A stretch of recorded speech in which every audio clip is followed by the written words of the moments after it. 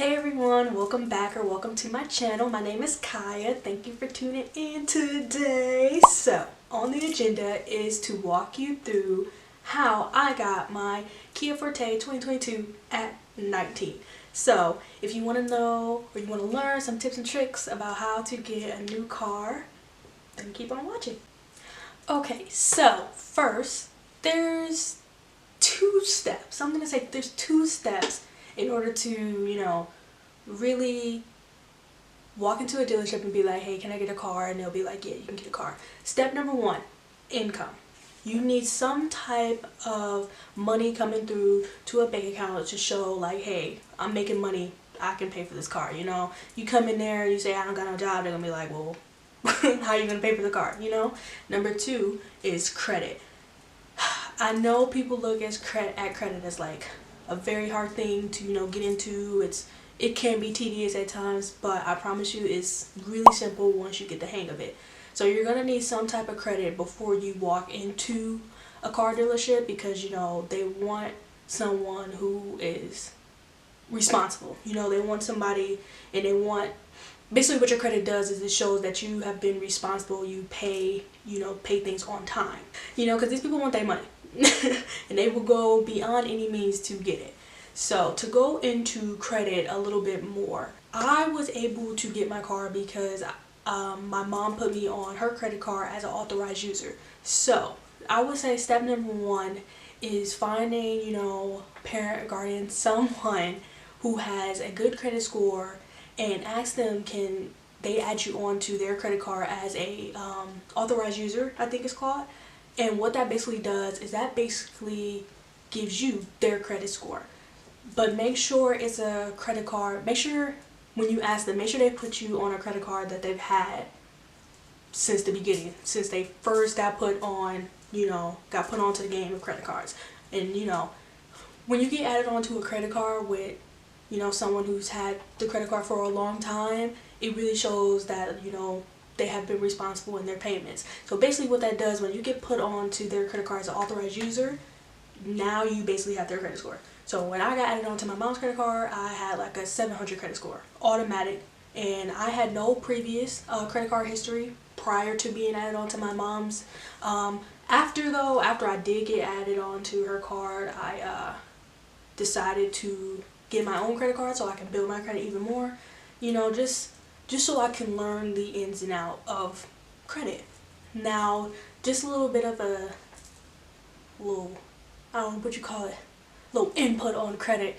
When you do go to get a credit card, there's certain rules and obligations that credit card people, these people do not tell you before you get your credit card. They just be like, hey, yeah, come in here and get this credit card. It's free money. It's not free money. You definitely have to pay all that back. So basically what it is, you get your credit score. There's a lot of credit card, beginner friendly credit cards out there.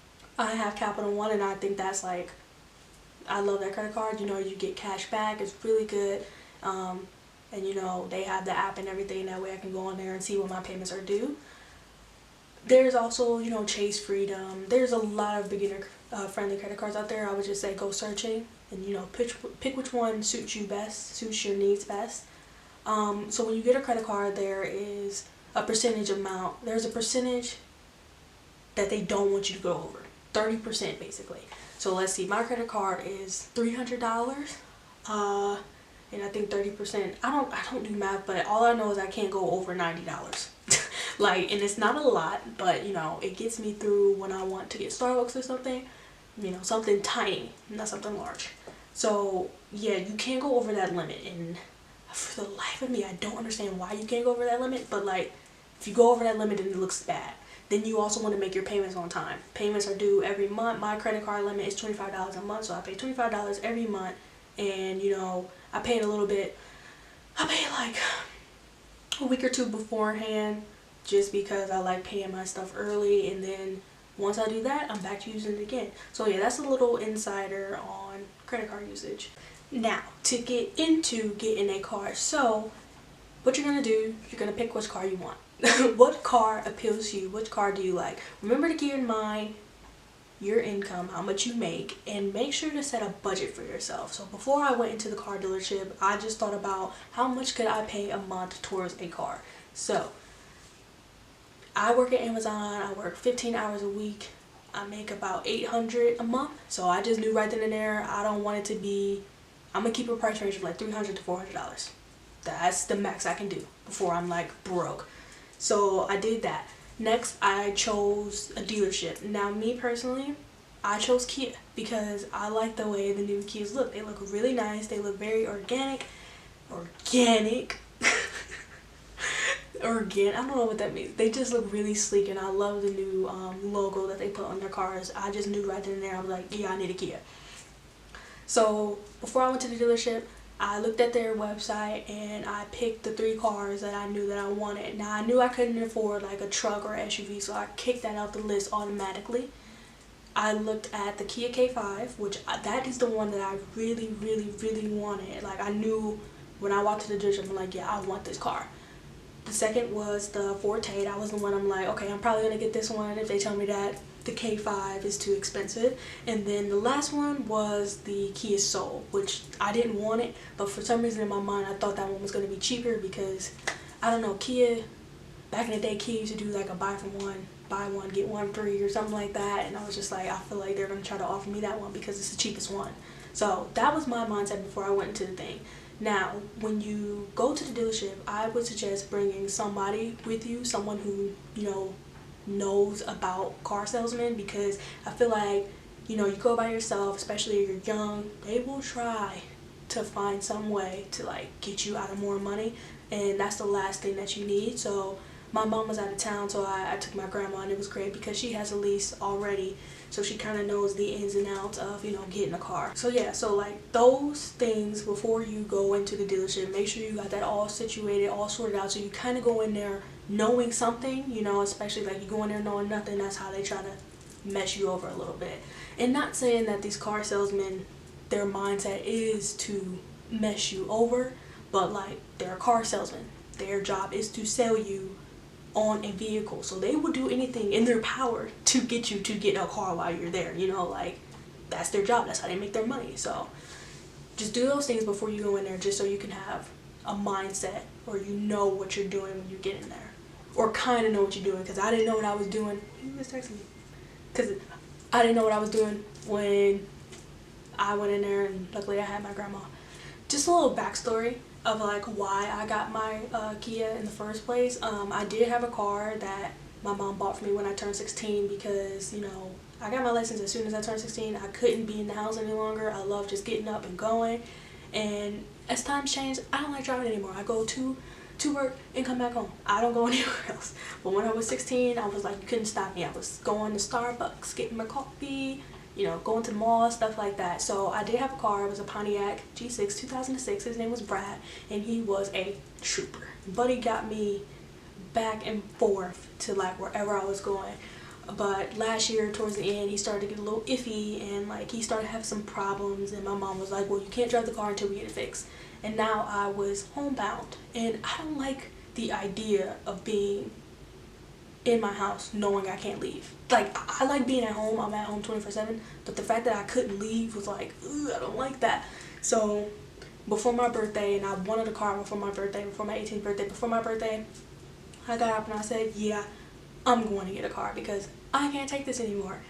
So that's a little backstory as to why I got my car in the first place. So moving on, so the day that I went to the dealership with my grandma, I walked in, I said, hey, I'm looking to either lease or finance a car. So the difference between a lease is you make payments. You don't own the car. A lease is, I'm renting. A lease is a rent. I leased my car for 3 years, and then after that I can either trade my car in or keep it to myself and just continue to make payments and eventually buy my car. I decided to lease my car instead of financing it because leasing is actually cheaper than actually buying your car. So if I were to finance my car, I would probably be paying a little bit more. Yeah, if I was financing my car, I would have paid more. So I decided to lease my car also because I don't want to own my Forte just yet. I don't know if it's not my long-term car. Like if I would have got the K5, then I probably would have financed it, but for the Forte, I just want to keep it just for these 3 years and probably trade it in and get a new one, maybe the K5 hopefully, after I'm done making my payments on my car. So yeah, I walk in, I say, hey, I'm trying to, I want to get a car, and automatically people are swarming you because that's how they make their money. Like these people want you, they want your business. So my car salesman, he gets to me, he's pretty nice, he's pretty cool, he was able to explain everything to me, and we basically worked out the logistics of everything. So we went through my 3 options, the K5, the Forte, and the Soul, each one, and we found out that the K5 is a little bit out of my price range, especially with the down payment. So that's another thing I want to get into. So for the K5, he told me I would have to put down a $4,000 down payment on my car, and then make, I think it was like $500 car payments, which was way over my budget. And he sits there, he asked me, he's like, so can you make a $4,000 car down payment? Absolutely not, I can't. I'm a college student who works 15 hours. I don't have $4,000 saved up. So that's how they try to get you on down payments. So about down payment, where to begin? A down payment is basically it's money going towards your car. So they try to tell you, hey, put a down payment on your car so your payments can be less. So he says, oh, put $4,000 down on this car and your car payment will be $537. Yeah, no. My whole thing is, when you walk into that dealership, you don't have any money to put down. So they'll ask you and they say, hey, how much money do you have on you right now to put down on the car? Say nothing. I have $0 to my name. I can't put anything down on the car. They'll work it out themselves. They'll figure it out. But as soon as you tell them, as soon as you let them know that you got money in your bank account, they're going to try to outsell you. They're going to be like, hey, you said you have $2,000 in your thing. Put this down on the car so your payments can be less. Don't say nothing. Don't say I got $500 for that. Don't say I got 10. I have $0 to my name. I can't put anything down on my car. They'll figure it out because they want your business. So that's what you got to do with car payments. And either way, they try to sell you on this down payment saying that it'll make your car payments less. It really won't. It'll probably drop it like $10. But other than that, you put $2,000 down, your car payment's still going to be like $500. So it really don't matter. Oh, and another thing I should add is that, so when I was at the dealership, because I didn't make enough a month, so I guess it went on, the thing is like, oh, you don't make enough to afford this car, which in reality I did, but I guess it was like I didn't make enough to afford this car and make a living. So they don't really take into account that like I have no other bills. All I do is work, so all I do is work for this car. Like I have nothing else to pay for. They don't take account to that. They just see what's on the piece of paper. So if you don't make enough, you are going to need a cosigner. I know a lot of you may hear that term thrown out here and there when it comes to cars. So a cosigner is basically a person who is going to be held responsible if you do not make your car payment on time. So if I didn't make my car payment, if I missed a month or so, they'll send you like an email saying, hey, like you're like a month late on your payment, you're 2 months late, where's our money or whatever. And eventually they're going to target whoever your cosigner is. So luckily my grandma was there with me and I was able to have her cosign on my car. I've been making my payments on time since I got my car, and I don't plan on stopping, because if you don't make your car payments on time, or if you fail to make a car payment, they will come after you and the person that is your cosigner. So I would also take that into consideration as well, because whoever your cosigner is, that's going to mess up your credit and theirs. So just take into account, if you have a cosigner, just know that they can get faulted as well. Okay, so to go a little bit into if you don't have, a good enough income, or if you don't have credit at all. A lot of people think that, oh, I can't get a car, I have no credit. That's not true. So there are some places out there where you can go and these people will work with you if you don't have, good enough credit, or you don't make enough. Not saying that you're going to get a new car, like a 2023 or something like that. But they will work with you on getting you, like a used car, somewhere in the lines of your budget. Because not a lot of people out there, have the income or the credit to get a new car. That being said, you can do that, but your interest rate will be significantly higher than if you were to have quote-unquote good credit. Okay, so now you know the process of how to get your car and how to go about it. I guess some things that I would have done differently is, one, I would have looked around a little bit more. When I decided to get a car, I just went into Kia and I was like, hey, what car can you give me? I didn't look around. I didn't go to Honda. I didn't go to Toyota. I didn't go to Hyundai. I just was like, Kia, that's all. I wish I would have looked around a little bit more because, you know, who knows, there might have been a car out there that I liked as well and it could have been cheaper. You know, so me deciding to just go straight to Kia and not look anywhere else really kind of halted, you know, any other opportunities that I might have had to get a cheaper car payment. Also, I didn't get to test drive my car. So because of COVID, you know, these dealerships don't have cars on the lot anymore because people aren't really buying cars or leasing them anymore. You know, like, that's just, people don't want to do that anymore. So they didn't have any cars on the lot. So unfortunately, I didn't get to test drive my car. So the first time I got in my car is when he called me and told me, hey, your car just got delivered, come get it. I went to go get my car, and the first time I drove it was then. The first time I seen it was then. So I didn't get to see any interior other than what I seen on the website and what I looked up on YouTube and, you know, stuff like that. So if there's a way when you go to the dealership to be like, hey, can I test drive my car? Can I see my car first? I would do that instead of just diving right in. And not saying I don't like my car. I really do. I love my little Kia Forte. His name's Zeus. I don't know why I named him that, but I really do love my car. I just wish I would have looked at other options and really weighed my options down before just deciding on one thing. So yeah, I think that pretty much wraps up my entire shebang on getting a car. I know this video is kind of long overdue. I got my car last year and it's 2023, but I've had my car for over 6 months now, and I've really learned the ins and the outs of making a car payment. I guess one thing I can say though is just make sure you get into the mindset when you get your car. The mindset of like knowing that money is going to be coming out your bank account every month. So my car payment is $400 a month, and you're gonna need insurance as well. Thankfully my mom carries me on hers and she pays my insurance, because if I was paying for it, I wouldn't be able to afford it. But you know, having that $400 come out of my bank account every month really messed with my mind at the beginning. You know, it was kind of hard because, you know, it was pretty much all my money leaving my bank account, and it was kind of hard for me to save as well. So keep that in mind. Just make sure that you have some type of a backing on, you know, finances, so you just know that, listen, money is going to be leaving my account. I can't stress out about it. I guess one more thing is about the down payments. I did end up putting $300 down on my car, but that was going towards my car. That was like a payment towards my car already, so I was already 1 month ahead. Oh, and that was, I ended up putting that $300 down the exact same day that I signed off on my car and I said, yeah, I want this car, give me this car.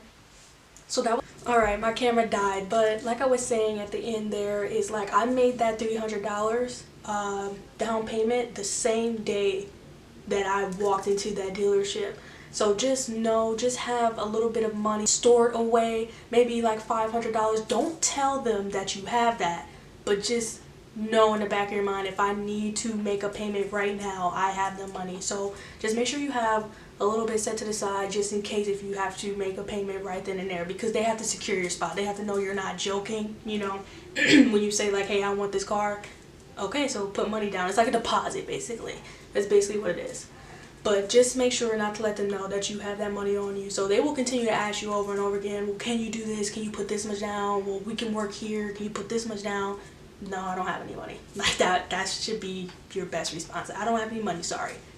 They'll work with you because that's their job. So yeah, I'm sorry if this video was kind of all around. I get so combobulated in my brain, but there's just so much information that goes into getting a car, and you know, it's a lot of stuff that people really just don't know, and it can be scary at first to just walk into, you know, a building and not have any idea what's going on. But you know, where there's a will, there's a way. And you know, if you really need to do something, you're gonna do it by any means. And you know, I really needed this car, and I went in there and got this car by any means. So yeah, I think I pretty much got everything that I needed to out there, hopefully. I hope you guys enjoyed this video, and I hope you learned something. And if you do go get a car, let me know, and let me know if this video helped for real, because you know, I know there's people out there who could really use the help who don't know these things. So yeah, I hope you guys enjoy, and I hope you guys have an amazing rest of your day.